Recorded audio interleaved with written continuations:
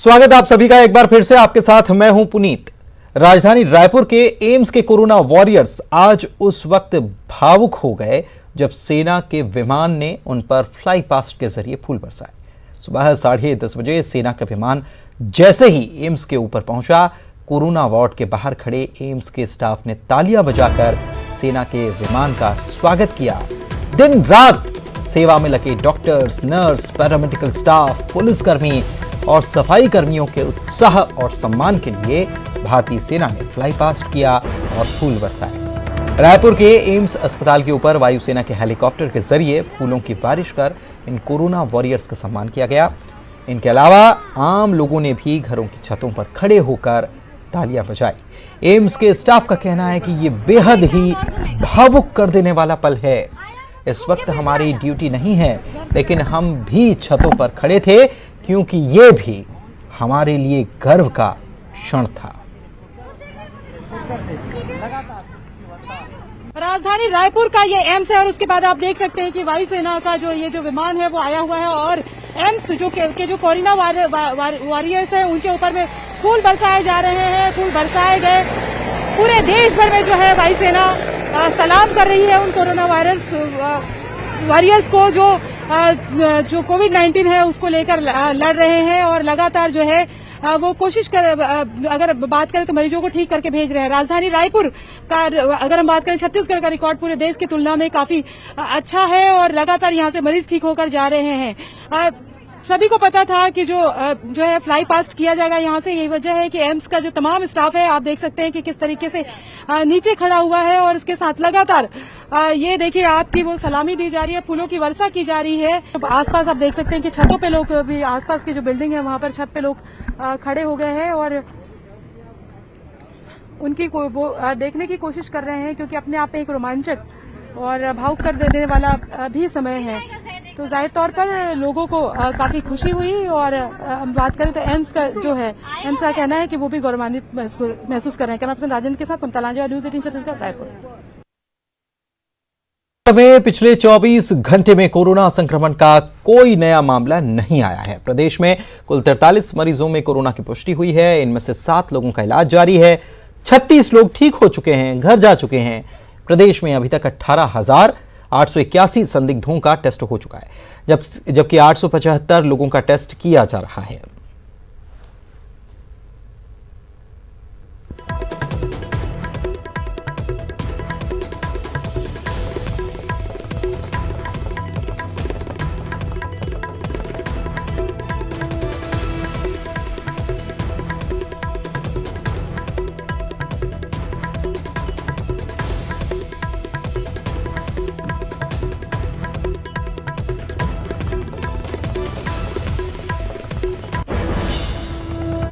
चलिए आगे बढ़ते हैं। रायपुर के कई वार्ड आज टैंकर मुक्त हो गए हैं। राजधानी में रामनगर स्थित 49 लाख लीटर पानी टंकी से पानी की सप्लाई शुरू कर दी गई है। बता दें कि टंकी बनने के 6 महीने के बाद यहां से पानी की सप्लाई शुरू हो पाई है। रामनगर इलाके में आने वाले वार्ड नंबर 11, 18, 19, पहाड़ी चौक, शुक्रवारी बाजार, खालबाड़ा समेत दर्जनों इलाकों के लगभग 50,000 लोगों को पानी की समस्या से निजात मिल सकेगी।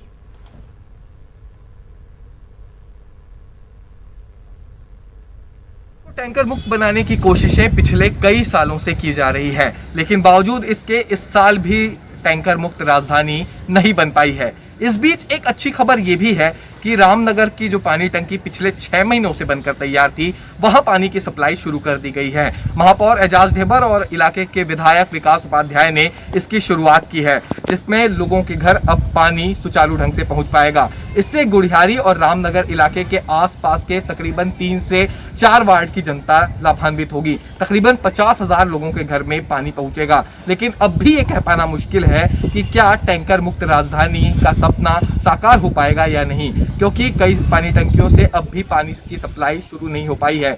एक एक करके नगर निगम ये कोशिश कर रहा है कि लोगों के घरों तक पानी पहुंचाया जाए और पानी टंकियों को शुरू किया जाए। लेकिन हर साल जिस तरह की तस्वीरें देखने को मिलती है, शायद वो तस्वीरें अब आने वाले समय में देखने को नहीं मिलेंगी। देवव्रत भगत, न्यूज़ 18, रायपुर। और रायपुर से मजदूरों की घर वापसी शुरू हो चुकी है। रायपुर के लाभांडी में बस लगी हुई है और झारखंड जाने के लिए बस लगा दी गई है, तैनात कर दी गई है। मजदूरों ने इसके बाद खुशी जताई है कि अब वो अपने घर जा पाएंगे। फंसे हुए थे लॉकडाउन में और तमाम परेशानियों का सामना भी उन्होंने किया इस बीच, लेकिन सरकार की तरफ से भी प्रयास लगातार जारी हैं। बाहर से लाया भी जा रहा है, छात्रों को भी लाया जा रहा है, मजदूरों को भी लाया जा रहा है और मजदूरों को भेजा भी जा रहा है झारखंड ले जाने के लिए। इन मजदूरों को ले जाने के लिए ये गाड़ियां तैनात यहां पर कर दी गई हैं। तो घर वापसी शुरू हो गई है मजदूरों की। ममता हमारी सहयोगी हमारे साथ लाइव जुड़ी हुई है। ममता, इन मजदूरों को घर भेजने के लिए क्या व्यवस्था की गई है, किन वाहनों से ये जा रहे हैं?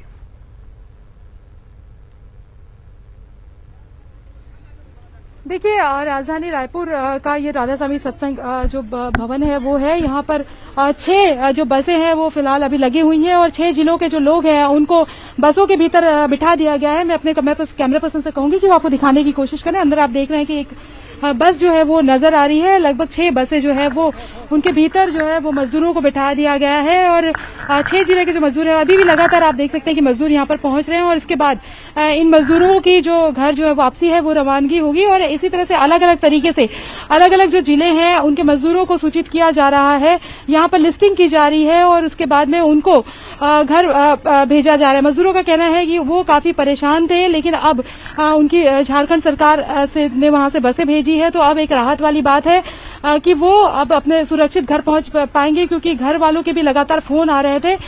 ये जरूर है कि तेज धूप है, यहाँ पर लंबी कतारें लगाकर मजदूरों को खड़ा होना पड़ा था और अभी भी जो मजदूर हैं वो यहाँ पर पहुंच रहे हैं। हालांकि एक चीज थोड़ी दिक्कत वाली ये है कि सूचना जो है वो सही ढंग से कई बार मजदूरों के पास नहीं पहुंची, तो तमाम जो मजदूर है वो चूंकि घर वापसी की बात जो पहुंची है तो लगातार बड़ी संख्या में मजदूर यहाँ वहां से सब दूर से यहाँ पर पहुंच रहे हैं, तो ये थोड़ी सी दिक्कत हो रही है। हालांकि एसडीएम जो है उनका कहना है कि एक एक करके जो बसें आती जा रही है, जितने ज्यादा मजदूर जैसे जैसे मजदूर आ रहे हैं सबको शिफ्ट करने की कोशिश की जा रही है, तो एक अच्छी बात ये देखी जा सकती है, क्योंकि लगातार जिस तरह से मजदूर घर वापसी के लिए पैदल चल रहे थे, छोटे छोटे बच्चों को लेकर गर्भवती माताएं चल रही थी और उनकी जान पर भी बना रही थी, लेकिन ऐसे में अब ये जो वापसी शुरू हुई है वो एक राहत भरी बात है। जी, उम्मीद की जानी चाहिए कि बाकी मजदूर भी जो फंसे हुए हैं बहुत जल्दी वो भी अपने घरों तक पहुंच जाएंगे। शुक्रिया आपका इस जानकारी के लिए। चलिए आगे बढ़ते हैं और बात करते हैं सीएम भूपेश बघेल की समीक्षा बैठक की। वो अपने निवास कार्यालय में बैठक कर रहे हैं। स्कूली शिक्षा, आदिम जाति के कामकाज की उनके द्वारा समीक्षा की जा रही है। सहकारिता विभाग के कामकाज की समीक्षा भी जारी है।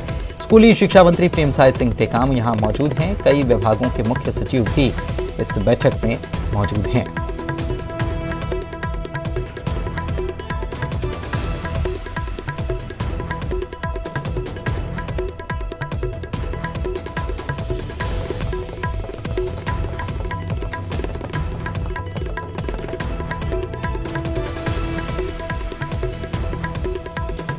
सुरेंद्र हमारे सहयोगी हमारे साथ जुड़े हुए हैं, उनसे बात कर लेते हैं, जानकारी लेते हैं इस बैठक के बारे में। क्या खबर है सुरेंद्र?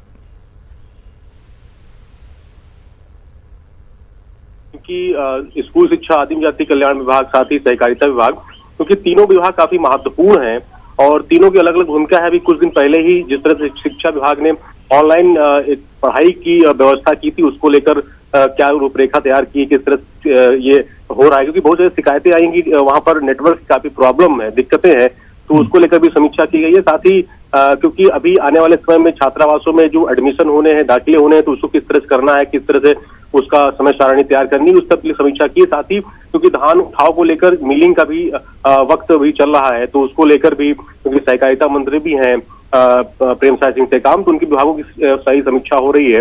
तो साथ ही इन बातों को लेकर ये भी निर्देश दिए गए हैं कि सभी जगह के धान का सही तरीके से उठाव होना चाहिए, मिलिंग की व्यवस्था होनी चाहिए, मिलर को सभी को निर्देश दिए हैं। साथ ही ये स्कूल शिक्षा विभाग में खासकर जो ऑनलाइन जो पढ़ाई करने की जो पोर्टल तैयार किया गया था, उसको लेकर क्या दिक्कतें आ रही हैं, किस तरह से जो फीडबैक पिछले दिनों ही शिक्षा मंत्री ने लिया था, उसको लेकर मुख्यमंत्री ने समीक्षा की। ठीक है, बहुत बहुत शुक्रिया आपका इस जानकारी के लिए।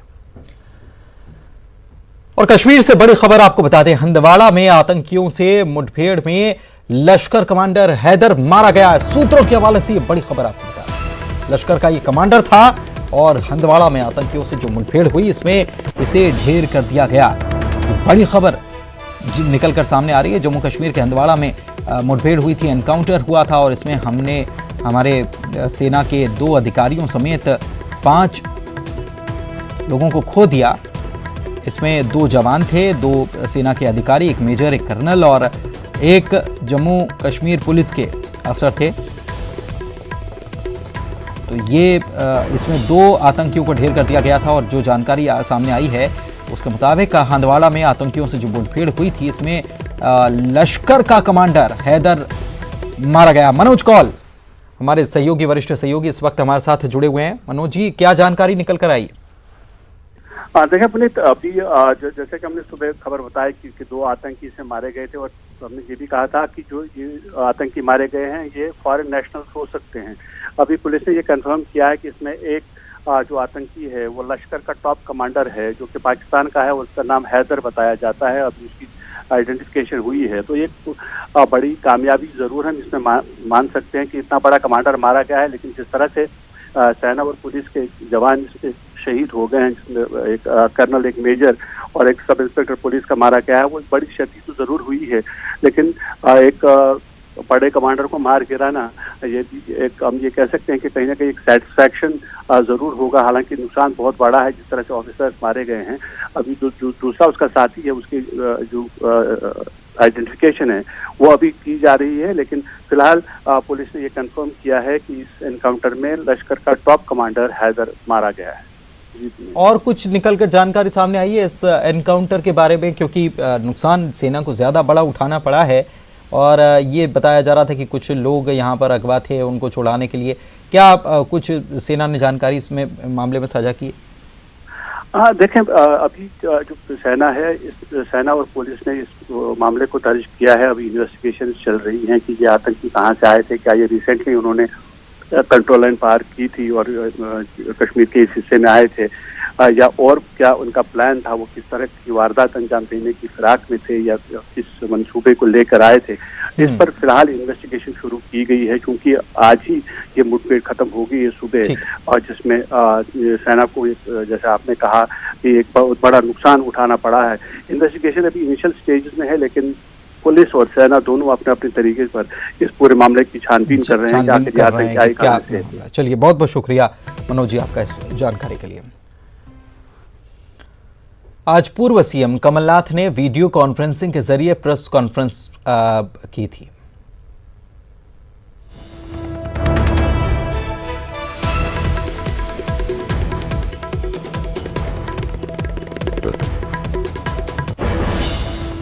मेरा सवाल कमलनाथ जी केवल ये है कि ये कोविड को लेकर जो गवर्नमेंट कर रही है, जितनी भी काम अभी तक उसने किए, इसे आप ठीक मानते हैं, गलत मानते हैं? आपके हिसाब से कहाँ चूक कर रही है गवर्नमेंट?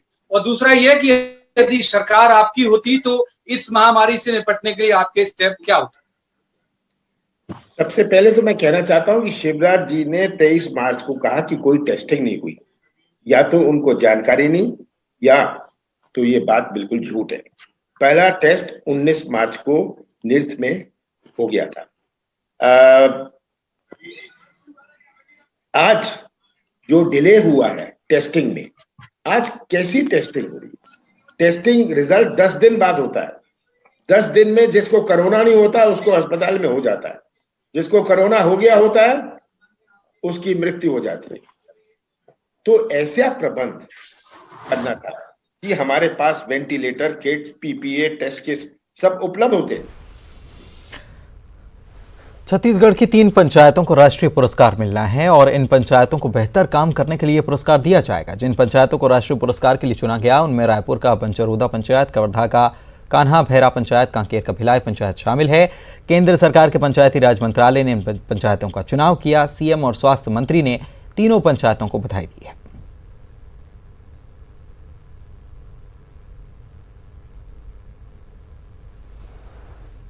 इधर छत्तीसगढ़ के पूर्व मुख्य न्यायाधीश ए के त्रिपाठी का निधन हो गया। ए के त्रिपाठी लोकपाल के सदस्य भी थे।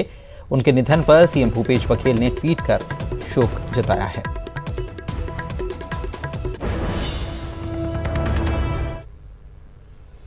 वहीं बालोद में जूता चप्पल की दुकान खोलने पर प्रशासन ने कार्रवाई की और 2 दुकानदारों के खिलाफ एक्शन लिया। दोनों पर 2-2 हजार रुपए का जुर्माना लगा दिया गया और फिर चेतावनी देकर उन्हें छोड़ दिया।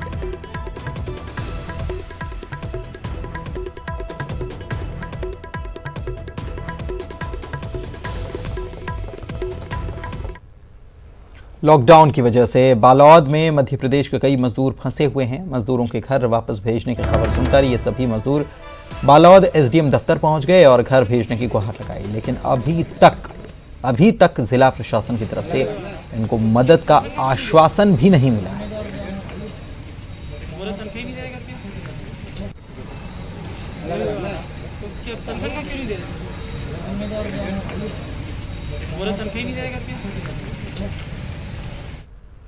इधर लॉकडाउन में मजदूरों के दूसरे प्रदेशों से साइकिल से आने और साइकिल से जाने का सिलसिला भी जारी है। इस कड़ी में कुछ मजदूर उत्तर प्रदेश की राजधानी लखनऊ से 9 दिन लगातार साइकिल चलाकर मुंगेली पहुंचे, जहां पर एक संस्था ने इन भूखे प्यासे मजदूरों को भोजन कराया।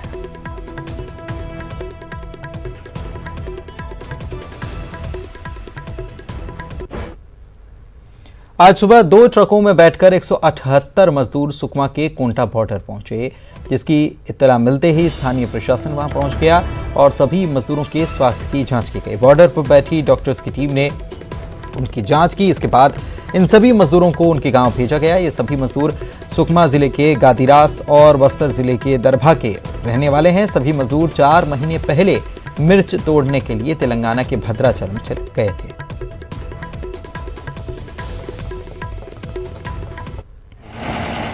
दरबा का निवासी हूँ।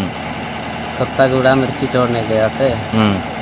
इधर से वापसी आते समय कोंटा में चेकिंग करने के लिए। कांकेर के भैंसा कन्हार गांव में लॉकडाउन के दौरान मजदूरों को मनरेगा के तहत काम दिया जा रहा है। इसके तहत गांव में तालाब गहरीकरण का काम किया जा रहा है। इस दौरान सोशल डिस्टेंसिंग का पालन हो रहा है। इसके अलावा इन मजदूरों को जरूरी सामान का वितरण किया जा रहा है।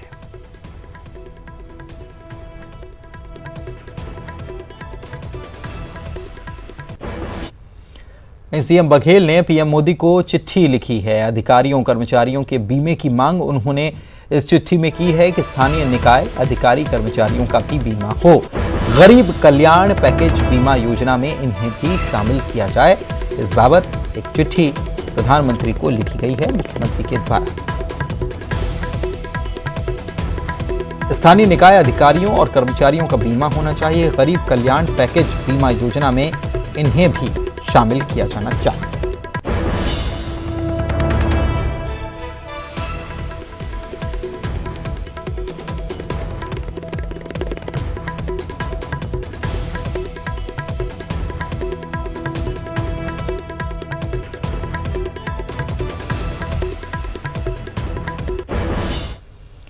कवर्धा में प्रवासी मजदूरों के लिए बनाए गए राहत शिविर में हंगामा हो गया। यहां पर क्वारंटीन किए गए मजदूरों के 2 गुटों में जमकर मारपीट हुई है।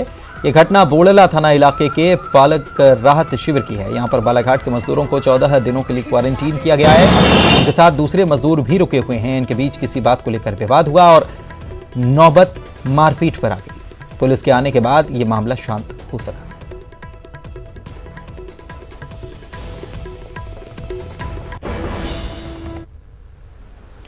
लॉकडाउन के दौरान बालोद में ग्रामीणों को काम नहीं मिल पा रहा है। वन विभाग की पहल पर महिला समूह लघु वनोपज के तहत आने वाले 22 प्रजाति के वनोपज की खरीदी किसानों से कर रही है।